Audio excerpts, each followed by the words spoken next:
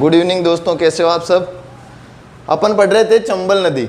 अब टाइम ना खर्च करते हुए सीधा मैंने इसको पहले बना दिया है। अब हमें क्या पढ़ना है, चंबल की सहायक नदियाँ जो कौन कौन सी इसमें मिल रही है। कल जब हमने देखा था तो चंबल नदी पर हमने देखा था कि कहाँ से प्रवेश कर रही है, राजस्थान में घुसती कौन सी जगह से है, बांध कौन कौन से हैं, एमपी में कौन सा बांध है, वो सारी अपनी बातें हो गई थी। और कौन सी जगह जाके मिल रही है, इटावा मुरादगंज में मिल रही है। आज हम क्या पढ़ेंगे, चंबल नदी की सहायक नदियाँ पढ़ेंगे। तो सबसे पहले निकलती कहाँ से, जानना पाओ कि पहाड़ियों से इसका उद्गम होता है। सबसे पहले रेतम नदी इसमें मिलती है, एमपी में ही है, ये भी एमपी में ही है, ये भी एमपी में ही है। यहाँ से अपने भैंसरोडगढ़ है इस जगह पे, यहाँ से अपनी राजस्थान में इसकी क्या होती है, प्रवेश होता है इस जगह से। तो अपन इसको नाम लिख लेते हैं भैंसरोडगढ़, भैंसरोडगढ़। और इसी नाम से क्या है, यहाँ पर दुर्ग भी है।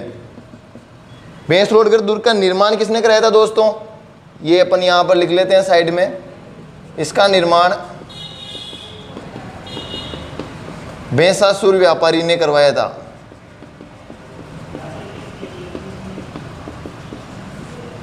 किसने करवाया था, भैंसासुर व्यापारी ने करवाया था। किसका निर्माण, भैंसरोडगढ़ दुर्ग का निर्माण। अब बात हो गई किसकी, शिप्रा नदी की। शिप्रा नदी के समीप कौन सा कस्बा पड़ता है, उज्जैन पड़ता है। यहाँ का शासक कौन था दोस्तों, यहाँ का शासक था बर्तरी। कौन था, बृहतरी। इस बृहतरी ये जब शासक अपने राजस्थान में कहाँ गया, अलवर में आ गया। अलवर आ गया कहाँ से, उज्जैन से। शिप्रा नदी के किनारे जो उज्जैन कस्बा स्थित है, यहाँ का शासक था कौन, बर्तरी। ये कहाँ आ गया, अपने अलवर में आ गया। और अलवर में क्या है, कनपटे नाथों का तीर्थ। क्या है दोस्तों, कनपटे नाथों का तीर्थ। अब बात हो गई किसकी, शिप्रा नदी की। और ये गुजाली अपने एमपी में मिलती है। अब ये बामनी नदी के किनारे क्या बना हुआ है, भैंसरोडगढ़ दुर्ग, जो कौन से दुर्ग का उदाहरण है, ये जल दुर्ग का उदाहरण है। इसके चारों तरफ क्या है दोस्तों, पानी पानी है। यहाँ से राजस्थान में इसने प्रवेश कर लिया। राजस्थान में प्रवेश करते पहली सहायक नदी कौन सी इसमें, आलनिया। इस पर कौन सी परियोजना है दोस्तों, आलनिया परियोजना। अक्सर जो परियोजनाएं होती है वो नदी के नाम से ही होती हैं। अब बात करते हैं किसकी, काली सिंध की। अपन ने कल भी पढ़ा था, ये कौन सी जगह से निकलती है, बागली गांव की पहाड़ियों से। और ये है कहां पर दोस्तों, झालावाड़ में। ठीक है, ये हो गई काली सिंध। अब बात करते हैं किसकी, मेज नदी की। अब बहुत सारी कंफ्यूजन वाली बात है, एक तो है मेज नदी, एक है मेजा बांध। अब आप लोगों के सामने क्वेश्चन आ जाएगी, मेजा बांध कौन सी नदी पर है, मेज नदी पर नहीं है। कौन सी पर है दोस्तों, कोठारी नदी पर है। और कोठारी किसकी सहायक है, बनास की सहायक है। इसके बाद वाली जो नदी पढ़ेंगे अपन, उसके बाद काली सिंध पढ़ेंगे, और काली सिंध के बाद बनास पढ़ेंगे। उसमें ये सब मैं विस्तृत जानकारी दे दूंगा। मेज नदी पर मेजा बांध नहीं है। कौन सी नदी पर है, कोठारी नदी पर है। अब इसमें एक इंपॉर्टेंट चीज रह गई, जो पूछा जाता है कि काली सिंध चंबल में कौन सी जगह पर मिलती है। तो कौन सी जगह पर मिलती है, नानेरा गांव में मिलती है। और नानेरा गांव भी कहाँ पर है दोस्तों, झालावाड़ में है। अब कौन सी मेज नदी हो गई, ये पारवर्ती कहाँ से निकलती है, सहोर से। और सहोर कहाँ पर है, बारां में। अब कौन सी हो गई, चाकण। और ऊपर से कौन सी नदी मिल रही है इसमें, बनास। नीचे से कौन सी मिल रही है, सीप। और ये जहां पर तीनों मिलती है वो कौन सा संगम है दोस्तों, त्रिवेणी संगम। कौन सी जगह है, रामेश्वरम में। बनास, चंबल, सीप, रामेश्वरम में ये मिल गई। आप इसे नोट कर लो, ठीक है दोस्तों। अब हम पढ़ेंगे काली सिंध और परवन को थोड़ी विस्तृत तरीके से पढ़ेंगे, क्योंकि ये पूछी जा सकती है, इसमें से क्वेश्चन बन सकता है। सीधी सीधी बना दो इसको, काली सिंध को, और ये यहाँ से ले लो आप परवन। आप पहले देख लीजिए, आपको इरिटेट नहीं लगेगा। पूरा बनने के बाद आपको सारा समझ में आ जाएगा। ये हो गई काली सिंध। और ये वाली कौन सी हो गई दोस्तों, परवन नदी। ये काली सिंध किस में जाके मिल रही है, अपनी चंबल में मिल रही है। परवन किस में मिल रही है, काली सिंध में मिल रही है। अब काली सिंध में सबसे पहले जो नदी आती है दोस्तों, वो कौन सी है, यहाँ पर मिल रही है, चोली। कौन सी नदी है, चोली। चोली के बाद में जो सेकेंड नंबर पर आती है, दूसरे नंबर पर आती है, वो कौन सी है दोस्तों, चंद्रभागा। चंद्रभागा परियोजना मैंने पहले ही बताया था, 90% जो परियोजनाएं होती है वो किसके नाम पे होती है, नदी के नाम पे ही होती है। तो क्या हो गई ये चोली चंवरी परियोजना।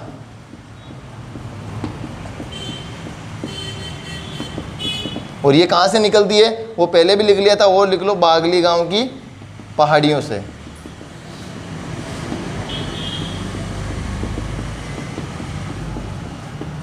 ठीक है दोस्तों, अब बात करते हैं किसकी, इसकी तीसरी सहायक जो कौन सी है, आहू नदी। कौन सी हो गई दोस्तों, आहू नदी। पहली कौन सी हो गई, चोली, फिर चंद्रभागा, और फिर कौन सी है, आहू नदी। अब इसकी तीन सहायक है, किसकी, आहू की।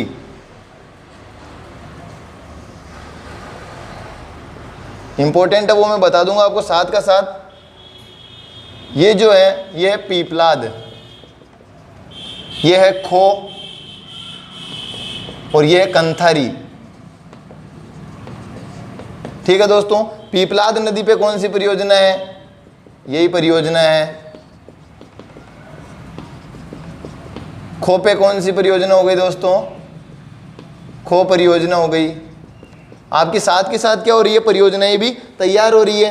अब बात करते हैं आहू और ये कंथारी। यहाँ पर है राजगढ़ परियोजना, कंथारी जहाँ पर मिलती है आहू के अंदर। यहाँ पर कौन सी परियोजना हो गई दोस्तों, राजगढ़ परियोजना हो गई। अब एक चीज़ आप इसमें नोट कर लो, ये जो मैं बना रहा हूँ, ये वाला जो हिस्सा हो गया ये तो हो गया 12 जिले का। कौन सा हिस्सा हो गया, इधर वाला 12, और ये पूरा कौन सा है दोस्तों, झालावाड़। ठीक है, ये जो नक्शा बना दिया इधर वाला 12 हो गया पूरा, इधर वाला झालावाड़। जो अपन इस परवन नदी से ऊपर यहाँ तक जो पूरा मीटर पड़ेंगे वो कौन से जिले में होगा, 12 जिले में होगा। इधर वाला सारा किस में है, झालावाड़ जिले में। आप यहाँ तक इसको नोट कर लो। ठीक है दोस्तों, अब ये हो गई राजगढ़ परियोजना। कौन सी नदी के किनारे पर है, ये कंथारी नदी और आहू नदी जहाँ पर संगम होता है वहाँ पर कौन सी है, राजगढ़ परियोजना। अब यहाँ पर है गागरोन कस्बा, कौन सा है, गागरोन। और इस जगह पर कौन सा दुर्ग है, गागरोन दुर्ग है, नदी के इस किनारे। ये वाला भी कौन सा दुर्ग का उदाहरण है, जल दुर्ग का उदाहरण है, क्योंकि आहू और काले सिंध के किनारे कौन सा दुर्ग है, गागरोन दुर्ग है। ये भी जल दुर्ग हो गया। यहाँ पर दो मेले पड़ते हैं दोस्तों, एक तो पड़ता है चंद्रभागा पशु मेला और एक बढ़ता है गोमती सागर पशु मेला।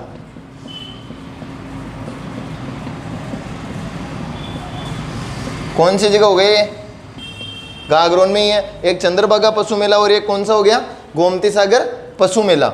अब बात कर लेते हैं परवन नदी की। ये परवन नदी के अंदर इधर से जो नदी आ रही है इसका नाम है काली खाड़। कौन सी नदी हो गई दोस्तों, ये काली खाड़। और इधर से मिलती है एक और ये छापी नदी। कौन सी नदी हो गई, छापी नदी। यहां पर मनोहर थाना दुर्ग है। कौन सा दुर्ग हो गया, मनोहर थाना दुर्ग।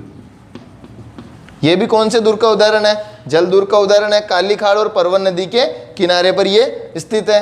अब बात कर लो ये कौन से जिले में प्रवेश हो गई, 12 जिले में प्रवेश हो गई। और प्रवेश करते ही यहां पर क्या बना हुआ है, शेरगढ़ दुर्ग।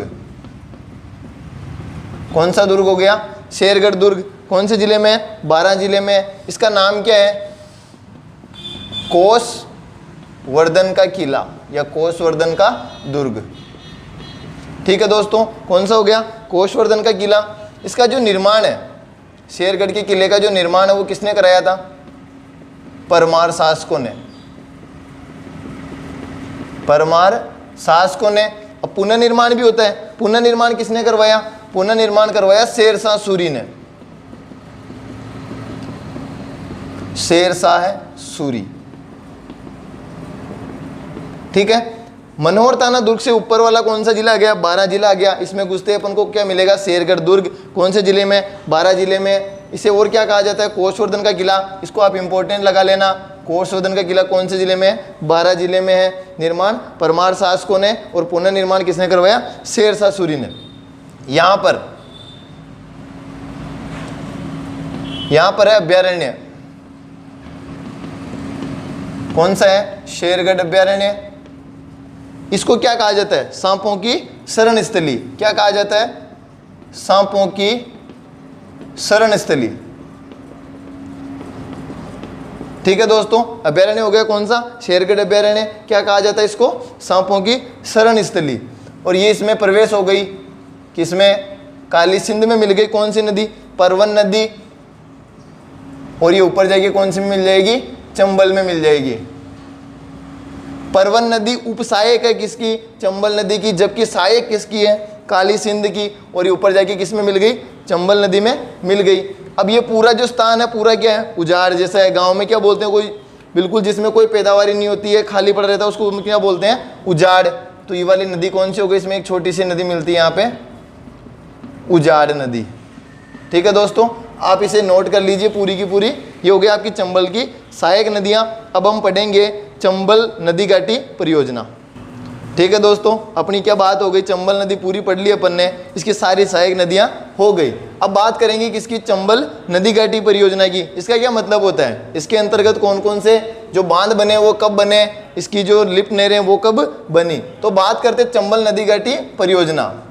यह 3 चरणों में पूरी हुई। कितने चरणों में, 3 चरणों में। ठीक है, पहला जो चरण है इसका वो है इसका 1953 से लेके 1960 तक। कब से कब तक है, 1953 से 1960 तक। अभी अपन पहला पढ़ लेते हैं, इसके बाद सेकंड हाथों हाथ बता दूंगा। 1953 से 1960 के मध्य इस नदी पर 2 बांध निर्मित हुए। 2 बांध निर्मित हुए।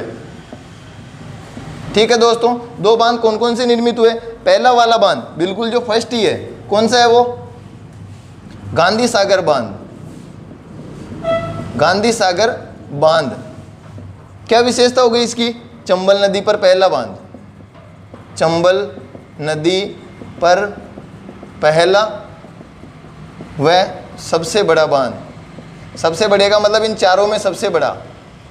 चारों कौन कौन से हो गए, गांधी सागर हो गया, राणा प्रताप सागर हो गया, जवाहर सागर हो गया और कोटा बैराज हो गया। ये गांधी सागर बांध हो गया। इसमें हो गई 2 नहरें निकाली हुई है, 2 नहरें। गांधी सागर बांध से कितनी नहरें हैं, 2। एक तो कौन सी हो गई, भानपुरा, और एक क्या हो गई, रामपुरा। अब एक चीज ध्यान रखना, ये भानपुरा और रामपुरा क्या है, गांव का नाम है। क्या है, गांव का नाम है। और यहीं पर ये क्या है, बांध स्थित है। और इसी नाम से क्या निकाल दी इन्होंने, नहरें निकाल दी। ठीक है दोस्तों, दूसरा वर्ग की अगर अपन बात करते हैं वो कौन सा है, कोटा बैराज। हमने कल भी देखा था कि कोटा बैराज एकमात्र इसमें चारों में है जिससे क्या होती है, सिंचाई होती है। बाकी सबसे क्या होता है, विद्युत उत्पादन होता है। कोटा बैराज किस काम में आ रही है, सिंचाई हेतु उपयोग।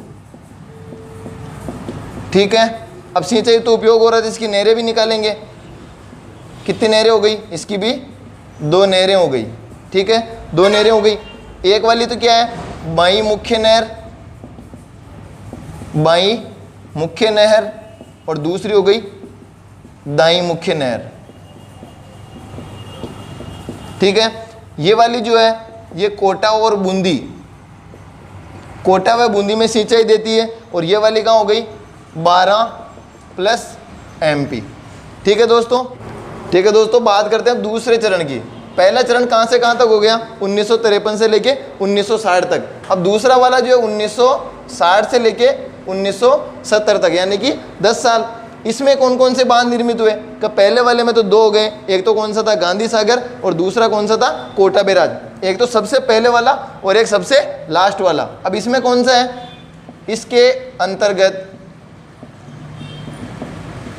राणा प्रताप सागर, राणा प्रताप सागर बांध का निर्माण हुआ। अब राणा प्रताप सागर बांध क्या क्या विशेषता है इसकी, इसकी विशेषता है यह चंबल नदी पर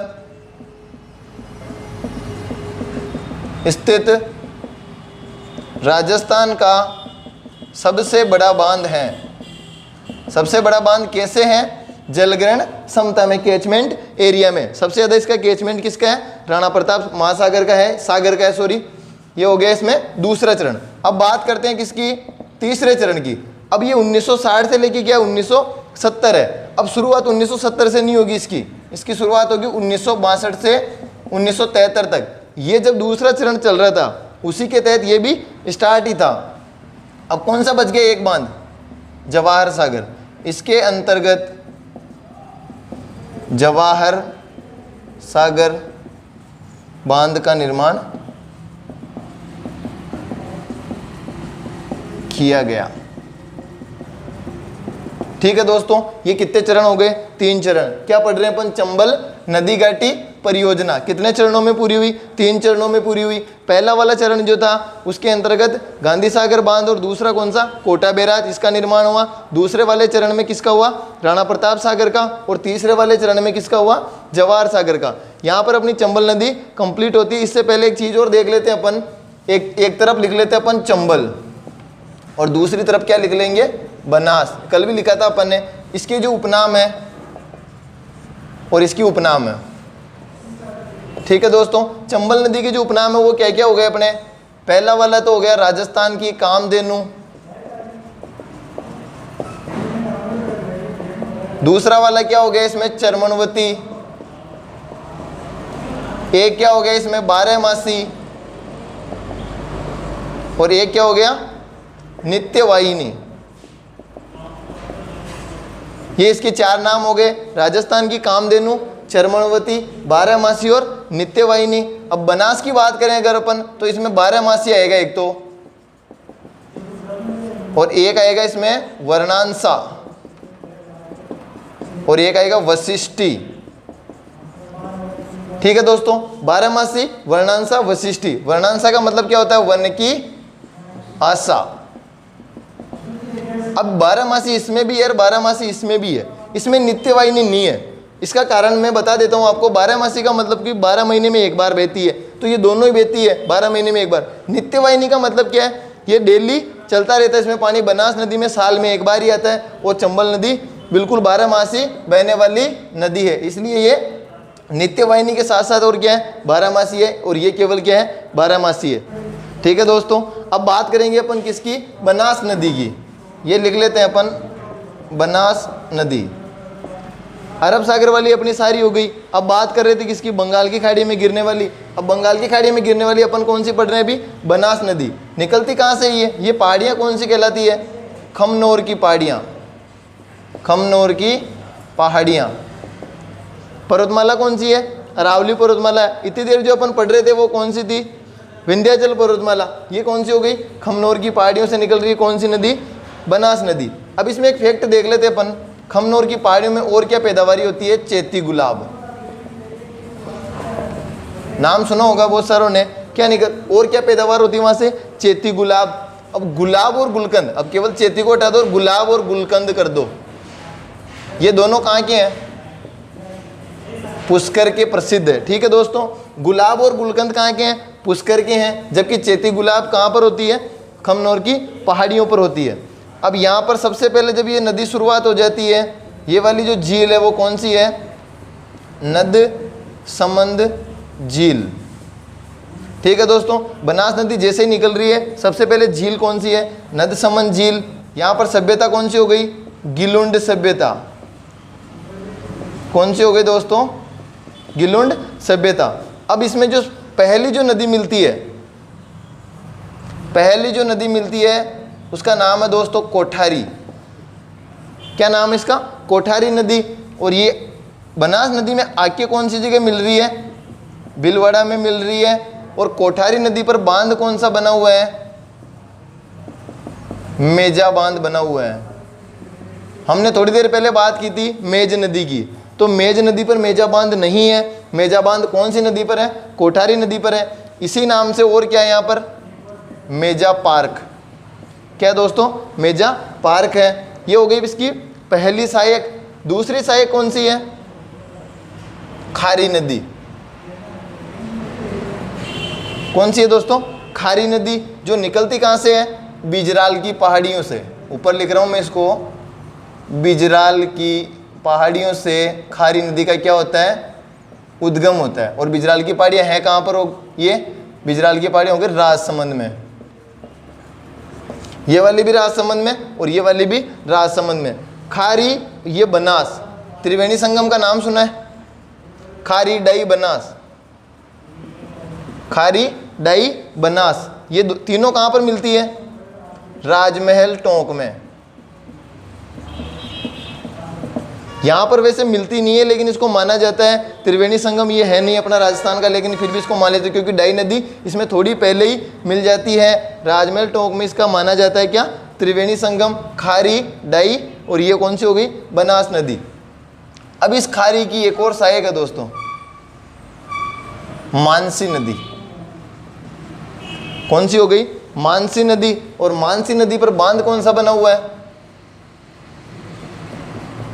अडवान बांध, अडवान बांध। ठीक है, ये हो गई खारी, ये हो गई डाई, और ये मानसी किसकी सहायक हो गई? खारी की सहायक हो गई। और उपसहायक किसकी हो गई? बनास नदी की उपसहायक हो गई। ये यहाँ से अपनी पूरी बात हो गई। ये खारी, डाई, बनास हो गई। यहाँ पर आता है आसींद, नाम सुना होगा आसींद। और आसींद कहाँ पड़ता है? भीलवाड़ा में। यहाँ पर क्या है? सवाई भोज का मंदिर है। क्या है दोस्तों? सवाई भोज का मंदिर, सवाई भोज का मंदिर। ठीक है, सवाई भोज कौन थे? भगवान श्री देवनारायण जी के पिताजी थे। कहाँ पर है ये? आसींद, भीलवाड़ा में है। ठीक है दोस्तों, अब बात कर रहे हैं किसकी? डाई नदी की। ये सारी आके कहाँ पर मिल गई? राजमहल टोंक में। अब ये देख लो आप, राजस्थान की सबसे बड़ी पेयजल परियोजना कौन सी? बिसलपुर बांध। क्या विशेषता हो गई इसकी? राजस्थान की सबसे बड़ी पेयजल परियोजना। ठीक है, ये मानसी नाम से दोस्तों 3 नदियां हैं, मानसी, मासी और एक और मानसी। एक मानसी अपन ने पढ़ी थी किसमें? साबरमती नदी में। वो किसकी थी? मानसी और वाकल दोनों मिलती है। वहां पर कौन सी परियोजना है? मानसी वाकल परियोजना है। वो अलग वाली मानसी है, ये वाली मानसी थी वो, और ये वाली कौन सी है? शलगम वाली मानसी है। आप इसमें कंफ्यूज मत होना। ये हो गया बिसलपुर बांध। क्या हो गया? राजस्थान की सबसे बड़ी पेयजल परियोजना। रोक इन। ठीक है दोस्तों, यहां तक अपनी ये बात हो गई। पहले इसमें लिख लो, अडवान बांध कौन सी जगह है? भीलवाड़ा में। कहां पर हो गया? भीलवाड़ा में। अब इसकी जो अन्य सहायक है आगे वाली, वो है डील नदी। डील नदी कौन सी हो गई है? डील नदी। इसके किनारे जो सभ्यता है वो है रेड सभ्यता। रेड सभ्यता। अब रेड सभ्यता सभी जानते हैं कहां पर है? टोंक में है। और इसे क्या कहा जाता है? रेड वाली सभ्यता को क्या कहते हैं? प्राचीन भारत का टाटानगर। ठीक है, क्या हो गया? प्राचीन भारत का टाटानगर। तो वर्तमान भारत का भी आप देख लो,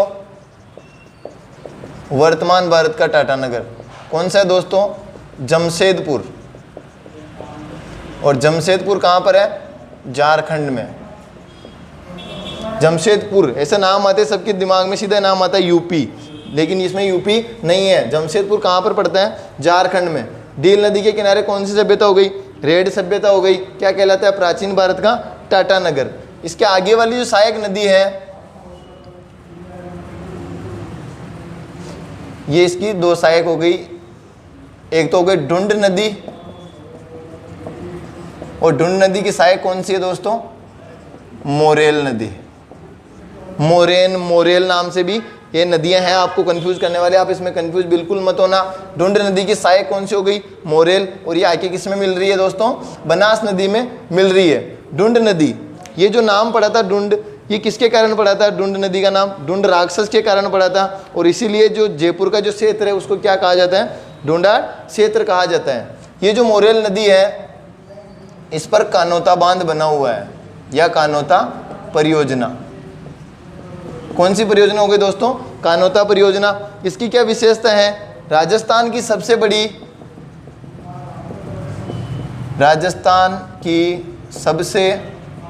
बड़ी मछली उत्पादन परियोजना। ठीक है दोस्तों, क्या हो गई? कानोता परियोजना राजस्थान की सबसे बड़ी मछली उत्पादन परियोजना हो गई। और इस जगह पर कौन सा बांध है? ईसरदा बांध। कौन सा बांध हो गया दोस्तों? ईसरदा बांध। और ये अंत में जाके कौन सी नदी इसमें मिल रही है, यहाँ पर ये बनास नदी ऊपर से आ रही है, चंबल नदी में मिल रही है, ये चंबल, और इधर से छोटी सी क्या आ रही है, सीप नदी आ रही है, और ये वापस कौन सा स्थान हो गया इसमें, रामेश्वरम। ठीक है दोस्तों, अपने चंबल नदी में भी पड़ी थी वो चीज़, रामेश्वरम, बनास, चंबल और सीप। ये चंबल रामेश्वरम में मिल रही है, और कौन सी मिल रही है इसमें, सीप नदी मिल रही है। या आप इसको वापस शुरू से देख लो एक बार, खमनोर की पहाड़ियाँ राजसमंद से कौन सी नदी का उद्गम हो रहा है दोस्तों, इसका हो रहा है बनास नदी का। यहाँ से और क्या मतलब वो होता है उत्पादन, चेती गुलाब का उत्पादन होता है। ये चेती गुलाब, इसको चेती को हटा दो, गुलाब और गुलकंद कहाँ का प्रसिद्ध है दोस्तों, पुष्कर का प्रसिद्ध है। अब इसमें नदी की शुरुआत होती है, कौन सी झील बनी हुई है, नदसमंद झील है, और सभ्यता कौन सी है, गिलुंड सभ्यता है। अब बात करते हैं इसकी पहली सहायक कौन सी है दोस्तों, कोठारी, जिस पर क्या बना हुआ है, मेजा बांध या मेजा पार्क बना हुआ है। दूसरी सहायक कौन सी है, खारी नदी है। खारी की सहायक कौन सी है, मानसी है, जिस पर बांध बना हुआ है दोस्तों, अड़वान बांध, जो कौन से डिस्ट्रिक्ट में है, भीलवाड़ा डिस्ट्रिक्ट में है। और यहाँ पर खारी नदी के सहारे कौन से भगवान का मंदिर है, सवाई भोज का मंदिर है। सवाई भोज किनके पिताजी थे, देवनारायण जी के पिताजी। देवनारायण जी का मंदिर कहाँ पर है, अपने देवमाली अजमेर में है। यहाँ पर एक और लिख लो, नारायण सागर परियोजना, नारायण सागर परियोजना, ये हो गई अजमेर में। ठीक है दोस्तों, नारायण सागर परियोजना कहाँ पर है, अजमेर में। ये खारी, डाई और बनास कौन सी जगह मिलती है, राजमहल टोंक में। और उसके जस्ट आगे क्या बना हुआ है, बिसलपुर बांध बना हुआ है, कौन से जिले में है, टोंक जिले में है। क्या विशेषता हो गई इसकी, राजस्थान की सबसे बड़ी पेयजल परियोजना। इसके बाद में मिलने वाली नदी कौन सी है दोस्तों, ढील नदी है, जिसके सहारे कौन सी सभ्यता है, रेड सभ्यता है। टोंक की कौन कौन सी सभ्यताएं हैं, पहली हो गई रेड, एक हो गई मालव, एक हो गई नगर, जिसमें से एक कौन सी है, रेड सभ्यता। क्या कहा जाता है इसको, प्राचीन भारत का टाटा नगर। वर्तमान भारत का क्या लिखा दिया मैंने, जमशेदपुर, जो कौन से स्टेट में आता है, झारखंड में आता है। इसके बाद मिलने वाली है ढूंढ नदी। ढूंढ नदी की सहायक कौन सी है, मोरेल। और ये दोनों कहाँ पर है, जयपुर में। कहाँ पर है दोस्तों, जयपुर में। मोरेल नदी पर कौन सी परियोजना है, कानोता परियोजना है, जिसे इसकी विशेषता क्या है दोस्तों, राजस्थान की सबसे बड़ी मछली उत्पादन परियोजना। अब ये जाके किस में मिल रही है, चंबल नदी के अंदर मिल जाती है, बनास नदी, और तीनों कौन सी जगह मिलती है, रामेश्वरम में मिलती है। अब बात करते हैं नीचे से मिलने वाली नदी। ये मैं इसको यहाँ बना रहा हूँ, ये वाली नदी हो गई अपनी आयड़। कौन सी हो गई, आयड़ नदी हो गई। आयड़ नदी का उद्गम कहाँ से होता है, गोगुंदा उदयपुर से। कौन सी जगह से होता है दोस्तों, गोगुंदा उदयपुर से। अब यहां तक तो इसका नाम क्या है, ये वाली उदय सागर झील है, उदय सागर झील, यहां तक इसका नाम है आयड़। और इस जगह से क्या हो जाता है, इसका नाम बेडस नदी हो जाता है। जैसे ही उदय सागर झील क्रॉस होती है, क्या नाम हो जाता है इसका, बेडस नदी इसका नाम हो जाता है। और ये जाके कौन सी जगह पर मिलती है, इसमें बीगोद भीलवाड़ा में। बीगोद भीलवाड़ा में इसका क्या हो गया, संगम हो गया। कौन सी नदी में हो गया, बनास नदी में। एक इधर से एक और आती है, मैनाल नदी। ठीक है दोस्तों, ये कहाँ पर है, भीलवाड़ा में है। ये मैनाल नदी और ये बेडस नदी, बनास नदी, ये तीनों कहाँ पर संगम होता है, बीगोद भीलवाड़ा में। हमने 3 संगम पढ़ लिए, कौन कौन से हो गए, बनास, चंबल, सीप हो गया। ये कौन सा हो गया, बेडच, मैनाल और बनास हो गया। एक हो गया राजमहल वाला, कौन सा, खारी डाई और बनास वाला, ये हो गया। एक हो गया था अपना माही, सोम और जाकम, यानी कि सोम, माही, जाकम। ये वैसे 4 है, लेकिन हम पढ़ते कितने हैं, 3। इसको हम नहीं पढ़ते हैं, राजमहल टोंक वाले को हम नहीं पढ़ते हैं, केवल ये 3 ही पढ़ते हैं। ये कौन सा हो गया, बीगोद भीलवाड़ा वाला, एक रामेश्वरम वाला और एक बेणेश्वर धाम वाला। इसे नहीं माना जाता क्योंकि डाई नदी थोड़ी सी ऊपर इसमें मिल जाती है। अब बात करते हैं यहाँ पर बना हुआ गोसुंडी बांध, कौन सी नदी के किनारे दोस्तों, बेडस नदी के किनारे हैं। ठीक है दोस्तों, अब इसमें है 4 इसकी सहायक नदियां छोटी छोटी। ठीक है दोस्तों, 4 इसकी सहायक नदियां हैं। पहली हो गई वागन, फिर हो गई ओरई, फिर हो गई गुजरी, और चौथी हो गई गंभीरी। ठीक है दोस्तों, एक तो हो गई वाग्न, एक हो गई ओरई, एक हो गई गुजरी और एक हो गई गंभीरी। ये सारी किसकी सहायक है? बेड़स नदी की सहायक है। और उप सहायक किसकी है दोस्तों? बनास नदी की है। ये चारों की चारों कहाँ पर है? चित्तौड़गढ़ में है। और इन चारों पे जो बांध परियोजना बनी हुई है वो नदी के नाम पे ही है, कोई भी अलग नहीं है। ये वाली कौन सी हो गई? वाग्न परियोजना, ये वाली ओरई परियोजना, ये गुजरी परियोजना, ये गंभीरी परियोजना। और चारों की चारों कहाँ पर है दोस्तों? चित्तौड़गढ़ में है। और इस जगह पे आप और देख लो, मध्यमिका, एक हो गई नगरी, ये कहाँ पर है? चित्तौड़गढ़ में। और ये क्या है? सभ्यताएं। ये क्या है दोस्तों? सभ्यताएं हैं दोनों। ठीक है दोस्तों, ये आपकी क्या हो गई? बनास नदी हो गई। इसकी अपन लंबाई वगैरह की बात आगे वाले में करेंगे, आप पहले इसको पूरा का पूरा ऐसे कैसे उतार लो। ठीक है दोस्तों, बनास नदी अपनी हो गई है। इसमें आप एक चीज लिख लो बस, इसकी लंबाई, बनास नदी की लंबाई कितनी है? 480 किलोमीटर। ठीक है दोस्तों, क्या विशेषता है इस नदी की? यह है राजस्थान की सबसे, यह है केवल राजस्थान की, लगाना इसमें, यह है केवल राजस्थान की सबसे लंबी नदी है। यह है केवल राजस्थान की क्या है? सबसे लंबी नदी है। और राजस्थान की सबसे लंबी नदी कौन सी है? अपन ने कल भी पढ़ा था, कौन सी है दोस्तों? चंबल नदी है। क्वेश्चन क्या बन रहा है कि राजस्थान की सबसे लंबी नदी कौन सी है? तो चंबल नदी है। और केवल राजस्थान की सबसे लंबी नदी कौन सी है? तो बनास नदी है। केवल राजस्थान का मतलब क्या होता है? उद्गम भी राजस्थान में ही है और मुहाना भी कहाँ पर है इसका? राजस्थान में ही है। तो राजस्थान की राजस्थान में ये बह रही है। ठीक है दोस्तों, ये हो गई बनास नदी की बात। अब बंगाल की खाड़ी में जाने वाली अपनी एक बाणगंगा बसती है, और उसके बाद में क्या हो जाएगी? अपनी अंतःप्रवाही नदियाँ, वो हम आगे वाले चैप्टर में पढ़ेंगे। उससे पहले मैं आपको कोई चीज़ बात बताना चाहता हूँ, उसे आप गौर से सुनिएगा। ठीक है दोस्तों, आपके सामने लिखा हुआ ये वर्ड, आप जो भी जुड़े हुए हो हमसे वो सभी बताओ, आपकी ये सामने आपकी क्या लिखा हुआ है बोर्ड पे? कोई इसको बी बताएगा, कोई इसको 3 बताएगा, कोई इसको 1 बताएगा, कोई 13 बताएगा, कोई m बताएगा, कोई उल्टा w बताएगा। इसके सारे अलग अलग क्या हो जाएंगे? फैक्ट हो जाएंगे। अब यही मैं बात आपको बताना चाहता हूँ कि इसका क्या रीज़न है। अगर मैं इसके सामने 12 जोड़ दूँ, इसके आगे 14 जोड़ दूँ, तो ये क्या हो जाएगा? 13 हो जाएगा। ठीक है दोस्तों, अगर अब मैं इसके सामने ए लगा दूँ और इधर सी लगा दूँ, तो ये क्या हो जाएगा? ABC हो जाएगा।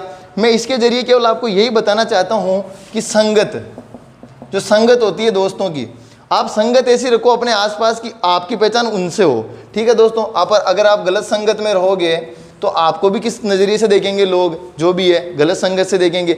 आप अच्छे लोगों के साथ रह रहे हो तो आपको भी किस नज़र से देखेंगे? अच्छे नज़रिए से देखेंगे सारे।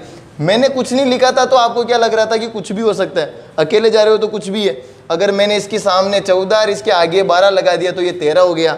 अगर यही ए था और इधर सी था तो क्या हो गया? ये बी हो गया था। इसीलिए आप, मेरा कहना इसके जरिए यही था आपको कि आप अच्छी संगत में रहो तो आपको भी अच्छे नज़रिए से देखा जाएगा, और अगर गलत संगत में रहोगे तो आपको भी गलत संगत से ही देखा जाएगा। इसलिए आप अच्छी संगत में रहें, मेरा कहना यही है, और हमारे साथ यूं ही जुड़े रहें। धन्यवाद।